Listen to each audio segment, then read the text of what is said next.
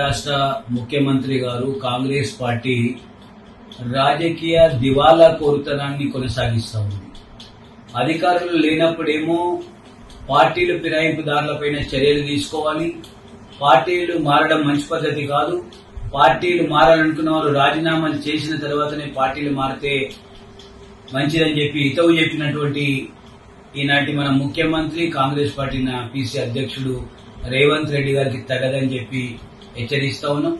ఈ యొక్క రాజకీయ దివాలా కోరుతనాన్ని ఈ యొక్క తెలంగాణ ప్రజానీకానికి ఏం సంకేతం ఇవ్వాలని అనుకుంటా ఉన్నారో ప్రజలకు సమాధానం చెప్పాల్సిన అవసరం ఉంది.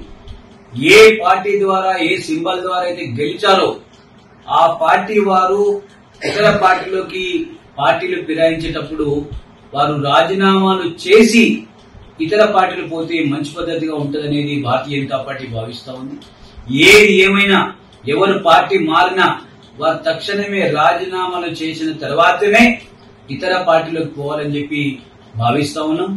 ప్రజలు ఒక పార్టీ మంచిది కాదని చెప్పి మరొక పార్టీని గెలిపిస్తా ఉన్నారు ప్రజలు. కానీ ప్రజల మనోభావాలను, ప్రజల యొక్క గౌరవాన్ని మోసం చేస్తూ ప్రజలకు వ్యతిరేకం పోవడాన్ని భారతీయ జనతా పార్టీ తీవ్రంగా ఖండిస్తా ఉంది. ఎవరైనా కావచ్చు, ఏ పార్టీ వారైనా కావచ్చు, ఇలాంటి ఒక తప్పుడు నిర్ణయాలు, ప్రజల వ్యతిరేక నిర్ణయాన్ని తీసుకోవడం అనేది మంచిది కాదు.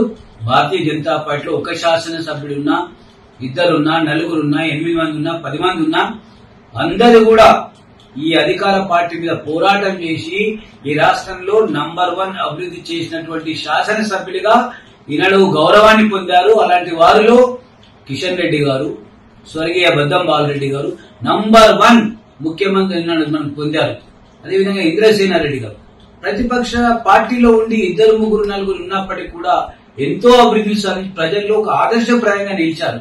కానీ దుర్మార్గమైన రాజకీయాల విలువలు లేకుండా, ఒక సిద్ధాంతం లేకుండా, ఒక విధానం లేకుండా ఎందుకు పార్టీ మారుతా ఉన్నారో ప్రజలకు స్పష్టం చేయాలి. అభివృద్ధి అంటే అభివృద్ధి కోసం అని చెప్తే మీ యొక్క చేతగానితనం, మీ యొక్క పోరాట పట్టిమ నశించి మీ యొక్క దద్దమ్మల్లా ఉన్న కారణంగానే మీరు అధికారం పేరుతో పార్టీలు మారినటువంటి ప్రయత్నాలు జరుగుతూ ఉన్నాయి. ప్రజలు గమనించాలని నేను విజ్ఞప్తి చేస్తాను.